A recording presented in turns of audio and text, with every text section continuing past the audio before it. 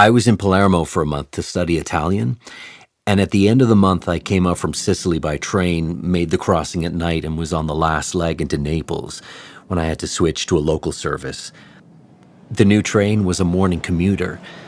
Anyhow, because I'd been in school, this was the first time I'd been out among Italians properly on my own, and it was amazing because all of a sudden, I realized that I could actually understand everything.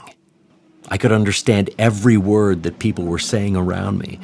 And at first, it was, pretty amazing. Except all of these conversations were small. About family, about boyfriends and girlfriends, and being Italian, there were a good deal of complaints. To be honest, after a while, none of it was very interesting. So I'm on the last leg of the journey.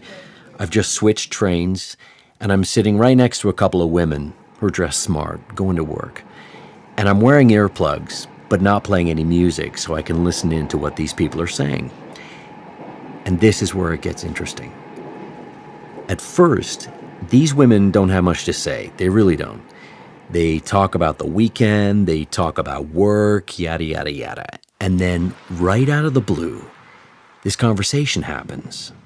I don't even remember how it starts, but the discussion changes, and one of the women is talking about how she was a witness in this unsolved murder case. Like the only witness. It's a day like today, she says, and she gets into the train station in Naples, and there's a boy on the platform with two bags, a shoulder bag and a bigger bag, and he's on one knee tying his shoelace or something. And this boy, she has this definite idea about him, is American. She doesn't know how she knows this, but she knows, He has short cropped hair, and she can see the tan line on his neck where his hair is just being cut. His clothes look new, and he's wearing this green t-shirt with the design on the back. It's an outline of a star set in a circle. He's also wearing corduroy shorts with big pockets. She just knows he's American.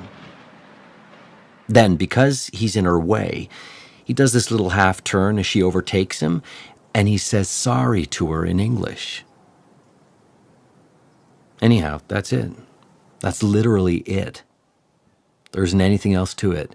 She sees this boy at the station, and he's in her way, and she overtakes him, and he says he's sorry. It's done. Nothing more.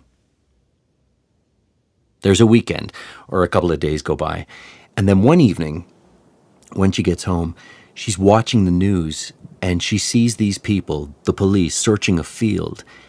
And she takes notice of this because it says in writing at the bottom of the screen that this is happening live, right around the corner from where she lives. She's watching this and not really sure what the search is about. And there's a line of police making their way through the field with sticks and stuff. And then right out of the blue, they show this design. The star in the circle, and there's this announcement that these clothes have been found on wasteland just around the corner from her, and that someone has been seriously injured because the clothes were soaked in blood and cut like someone has been stabbed. And the design is from a t-shirt. So this is weird enough, right? But on this train, there are, 100 people? Let's say 5 carriages, right? And maybe 20 people easily in each carriage. So that's at least 100 people who have every single one of them walked by this boy, and she is the only one who goes to the police. The only one.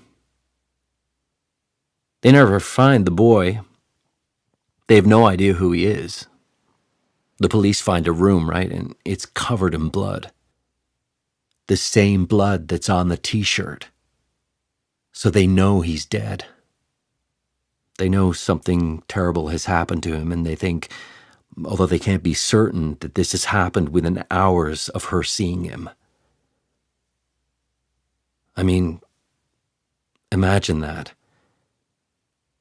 Just try to imagine that happening to you. I mean, all this stuff that must go through her head.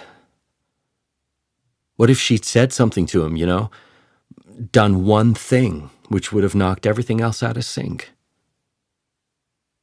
I mean, just think about that. You can't picture it, can you?